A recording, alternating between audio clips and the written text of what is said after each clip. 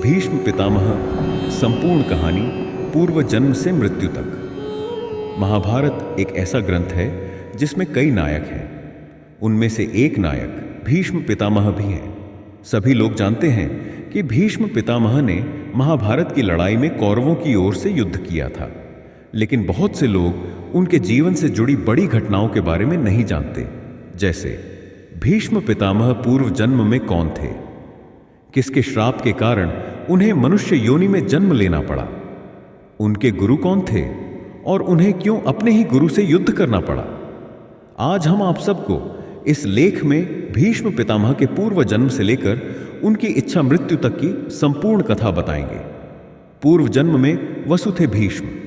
महाभारत के आदि पर्व के अनुसार एक बार पृथु आदि वसु अपनी पत्नियों के साथ मेरु पर्वत पर भ्रमण कर रहे थे। वहां वशिष्ठ ऋषि का आश्रम भी था। एक वसु पत्नी की दृष्टि ऋषि वशिष्ठ के आश्रम में बंधी नंदिनी नामक गाय पर पड़ गई। उसने उसे अपने पति द्यौ नामक वसु को दिखाया तथा कहा कि वह यह गाय अपनी सखियों के लिए चाहती है। पत्नी की बात मानकर द्यौ ने अपने भाइयों के साथ उस गाय का हरण कर लिया। जब महर्षि वशिष्ठ अपने आश्रम आए तो उन्होंने दिव्य दृष्टि से सारी बात जान ली। वसुओं के इस कार्य से क्रोधित होकर ऋषि ने उन्हें मनुष्य योनि में जन्म लेने का श्राप दे दिया। जब सभी वसु ऋषि वशिष्ठ से क्षमा मांगने आए, तब ऋषि ने कहा कि तुम सभी वसुओं को तो शीघ्र ही मनुष्य योनि से मुक्ति मिल जाएगी, लेकिन इस द्यौ नामक वसु को अपने कर्म भोगने के लिए बहुत दिनों तक पृथ्वीलोक में रहना पड़ेगा। महाभारत के अनुसार द्यौ नामक वसु ने गंगापुत्र भीष्म के रूप में जन्म लिया था। श्राप के प्रभाव से वे लंबे समय तक पृथ्वी पर रहे तथा अंत में इच्छा मृत्यु से प्राण त्यागे। कैसे हुआ भीष्म पितामह का जन्म। भीष्म पितामह के पिता का नाम राजा शांतनु था। एक बार शांतनु शिकार खेलते खेलते गंगा तट पर जा पहुंचे। उन्होंने वहां एक परम सुंदर स्त्री देखी। उसके रूप को देखकर शांतनु उस पर मोहित हो गए। शांतनु ने उसका परिचय पूछते हुए उसे अपनी पत्नी बनने को कहा। उस स्त्री ने इसकी स्वीकृति दे दी, लेकिन एक शर्त रखी कि आप कभी भी मुझे किसी भी काम के लिए रोकेंगे नहीं, अन्यथा उसी पल मैं आपको छोड़कर चली जाऊंगी। शांतनु ने यह शर्त स्वीकार कर ली तथा उस स्त्री से विवाह कर लिया। इस प्रकार दोनों का जीवन सुखपूर्वक बीतने लगा। समय बीतने पर शांतनु के यहां 7 पुत्रों ने जन्म लिया, लेकिन सभी पुत्रों को उस स्त्री ने गंगा नदी में डाल दिया। शांतनु यह देखकर भी कुछ नहीं कर पाए, क्योंकि उन्हें डर था कि यदि मैंने इससे इसका कारण पूछा तो यह मुझे छोड़कर चली जाएगी। 8वां पुत्र होने पर जब वह स्त्री उसे भी गंगा में डालने लगी तो शांतनु ने उसे रोका और पूछा कि वह यह क्यों कर रही है। उस स्त्री ने बताया कि मैं देवनदी गंगा हूं तथा जिन पुत्रों को मैंने नदी में डाला था वे सभी वसु थे जिन्हें वशिष्ठ ऋषि ने श्राप दिया था। उन्हें मुक्त करने लिए ही मैंने उन्हें नदी में प्रवाहित किया। आपने शर्त न मानते हुए मुझे रोका, इसलिए मैं अब जा रही हूं। ऐसा कहकर गंगा शांतनु के 8वें पुत्र को लेकर अपने साथ चली गई। देवव्रत था भीष्म का असली नाम। गंगा जब शांतनु के 8वें पुत्र को साथ लेकर चली गई तो राजा शांतनु बहुत उदास रहने लगे। इस तरह थोड़ा और समय बीता। शांतनु एक दिन गंगा नदी के तट पर घूम रहे थे। वहां उन्होंने देखा कि गंगा में बहुत थोड़ा जल रह गया है और वह भी प्रवाहित नहीं हो रहा है। इस रहस्य का पता लगाने जब शांतनु आगे गए तो उन्होंने देखा कि एक सुंदर व दिव्य युवक अस्त्रों का अभ्यास कर रहा है और उसने अपने बाणों के प्रभाव से गंगा की धारा रोक दी है। यह दृश्य देखकर शांतनु को बड़ा आश्चर्य हुआ। तभी वहां शांतनु की पत्नी गंगा प्रकट हुई और उन्होंने बताया कि यह युवक आपका 8वां पुत्र है।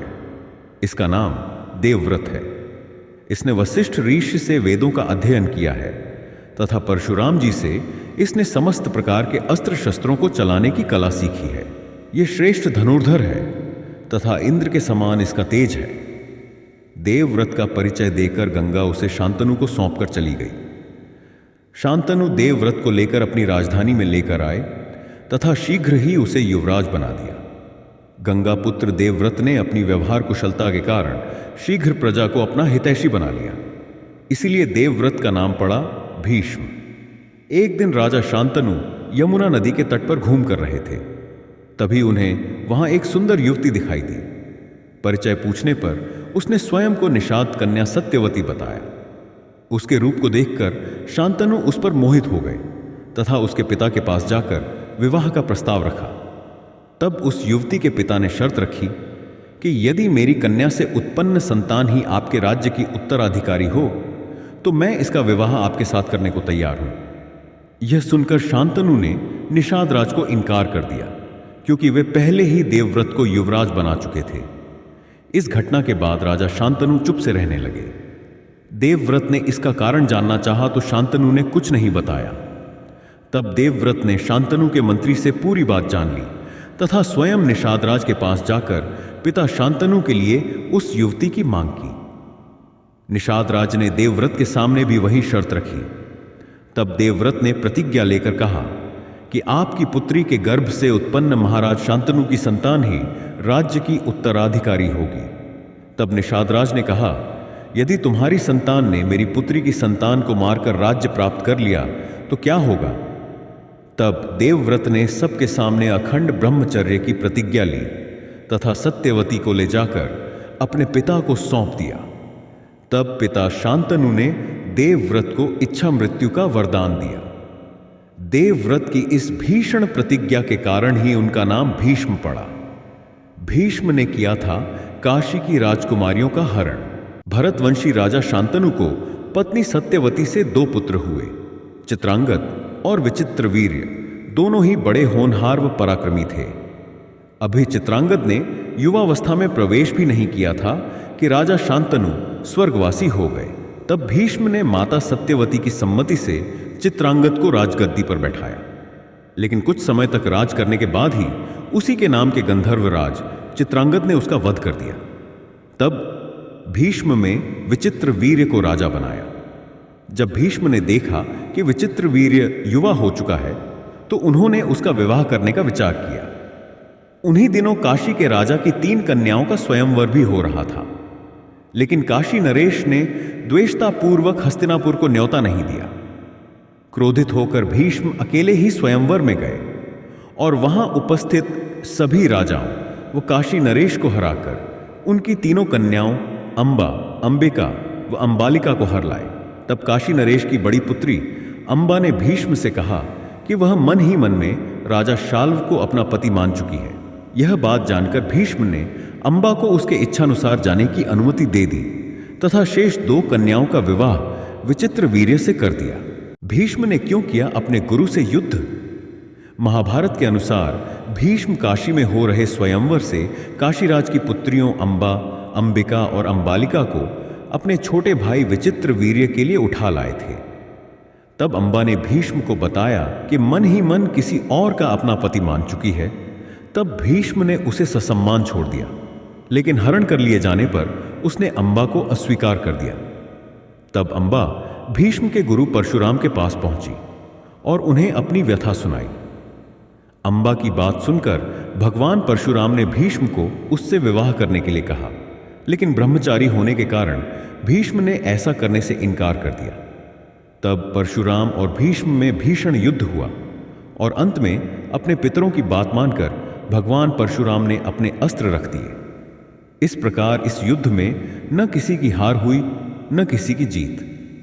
अगले जन्म में अंबा ने शिखंडी के रूप में जन्म लिया और भीष्म की मृत्यु का कारण बनी। भीष्म ने दिया था युधिष्ठिर को विजय होने का आशीर्वाद। जिस समय कौरवों और पांडवों में युद्ध शुरू होने वाला था, उसी समय धर्मराज युधिष्ठिर अपने रथ से उतरकर कौरव सेना की ओर चल दिए। कौरव सेना में जाकर युधिष्ठिर ने सबसे पहले भीष्म पितामह से आशीर्वाद लिया और युद्ध करने के लिए उनसे आज्ञा मांगी। तब भीष्म ने कहा कि यदि तुम इस समय मेरे पास न आए होते तो मैं तुम्हारी पराजय के लिए तुम्हें श्राप दे देता। लेकिन अब मैं तुमसे बहुत प्रसन्न हूं। तुम युद्ध करो, तुम्हारी ही विजय होगी। तब युधिष्ठिर ने भीष्म पितामह से कहा कि आपको तो युद्ध में कोई भी जीत नहीं सकता, तो हम युद्ध कैसे जीत पाएंगे? भीष्म ने कहा, संग्राम भूमि में युद्ध करते समय मुझे जीत सके ऐसी तो मुझे कोई दिखाई नहीं देता। मेरी मृत्यु का भी कोई निश्चित समय नहीं है, इसलिए तुम किसी दूसरे समय आकर मुझसे मिलना। भीष्म ने दिलाया था श्री कृष्ण को क्रोध। जब पांडवों कौरवों का युद्ध प्रारंभ हुआ, उस समय कौरवों के सेनापति भीष्म पितामह ही थे। युद्ध के तीसरे दिन भीष्म पितामह ने पांडवों की सेना पर भयंकर बाण वर्षा कर भयभीत कर दिया। यह देखकर श्री कृष्ण ने अर्जुन से कहा कि वह भीष्म पितामह से युद्ध करे। अर्जुन और भीष्म पितामह में भयंकर युद्ध हुआ, लेकिन थोड़ी देर बाद अर्जुन युद्ध में ढीले पड़ गए और पांडवों की सेना में भगदड़ मच गई। यह देखकर श्री कृष्ण को बहुत क्रोध आया और वे रथ से उतर गए। श्री कृष्ण अपने हाथ में सुदर्शन चक्र लेकर बड़ी तेजी से भीष्म की ओर झपटे। श्री कृष्ण के इस रूप को देखकर भीष्म बिल्कुल भी भयभीत नहीं हुए। भगवान श्री कृष्ण को ऐसा करते देख अर्जुन रोकने के लिए उनके पीछे दौड़े। अर्जुन ने श्री कृष्ण को आश्वस्त किया कि अब मैं युद्ध में ढिलाई नहीं करूंगा, आप युद्ध मत कीजिए। अर्जुन की बात सुनकर श्री कृष्ण शांत हो गए और पुनः अर्जुन का रथ हाँकने लगे। भीष्म ने स्वयं बताया था अपनी मृत्यु का रहस्य। महाभारत के युद्ध में भीष्म पितामह ने पांडव सेना में भयंकर मारकाट मचाई। पांडव भी भीष्म का यह रूप देखकर डर गए। तब उन्होंने भगवान श्री कृष्ण से भीष्म पितामह को हराने का उपाय पूछा। तब भगवान श्री कृष्ण ने कहा कि यह उपाय तो स्वयं भीष्म ही बता सकते हैं। तब पांचों पांडव भगवान श्री कृष्ण के साथ भीष्म पितामह से मिलने गए और उनसे पूछा कि आपको युद्ध में कैसे हराया जा सकता है। तब भीष्म ने बताया कि तुम्हारी सेना में जो शिखंडी है वह पहले एक स्त्री था, बाद में पुरुष बना। अर्जुन यदि शिखंडी को आगे करके मुझ पर बाणों का प्रहार करे, वह जब मेरे सामने होगा तो मैं बाण नहीं चलाऊंगा। इस मौके का फायदा उठाकर अर्जुन मुझे बाणों से घायल कर दे। इस प्रकार मुझ पर विजय प्राप्त करने के बाद ही तुम यह युद्ध जीत सकते हो। ऐसे हुई भीष्म पितामह की पराजय। महाभारत युद्ध के 10वें दिन भी भीष्म पितामह ने पांडवों की सेना में भयंकर मारकाट मचाई। यह देखकर युधिष्ठिर ने अर्जुन से भीष्म पितामह को रोकने के लिए कहा। अर्जुन शिखंडी को आगे करके भीष्म से युद्ध करने पहुंचे। शिखंडी को देखकर भीष्म ने अर्जुन पर बाण नहीं चलाए और अर्जुन अपने तीखे बाणों से भीष्म पितामह को बींधने लगे। इस प्रकार बाणों से छलनी होकर भीष्म पितामह सूर्यास्त के समय अपने रथ से गिर गए। उस समय उनका मस्तक पूर्व दिशा की ओर था। उन्होंने देखा कि इस समय सूर्य अब भी दक्षिणायन में है, अब भी मृत्यु का उचित समय नहीं है, इसलिए उन्होंने उस समय अपने प्राणों का त्याग नहीं किया। युधिष्ठिर को दिया धर्म ज्ञान। महाभारत युद्ध की समाप्ति के बाद भगवान श्री कृष्ण ने युधिष्ठिर से कहा कि इस समय पितामह भीष्म बाणों की शैया पर है। आप उनके पास चलकर उनके चरणों को प्रणाम कीजिए और आपके मन में जितने भी संदेह हो उनके बारे में पूछ लीजिए। श्री कृष्ण की बात मानकर युधिष्ठिर भीष्म पितामह के पास गए और उनसे धर्म, अर्थ, काम और मोक्ष का ज्ञान प्राप्त किया। युधिष्ठिर को ज्ञान देने के बाद भीष्म पितामह ने उनसे कहा कि अब तुम जाकर न्यायपूर्वक शासन करो। जब सूर्य उत्तरायण हो जाए उस समय फिर मेरे पास आना। ऐसे त्यागे भीष्म पितामह ने अपने प्राण। जब सूर्यदेव उत्तरायण हो गए तब युधिष्ठिर सहित सभी लोग भीष्म पितामह के पास पहुंचे। उन्हें देखकर भीष्म पितामह ने कहा कि इन तीखे बाणों पर शयन करते हुए मुझे 58 दिन हो गए हैं। उन्होंने श्री कृष्ण को संबोधित करते हुए कहा कि अब मैं प्राणों का त्याग करना चाहता हूं। ऐसा कहकर भीष्म जी कुछ देर तक चुपचाप रहे। इसके बाद वे मन सहित प्राणवायु को क्रमशः भिन्न भिन्न धारणाओं में स्थापित करने लगे।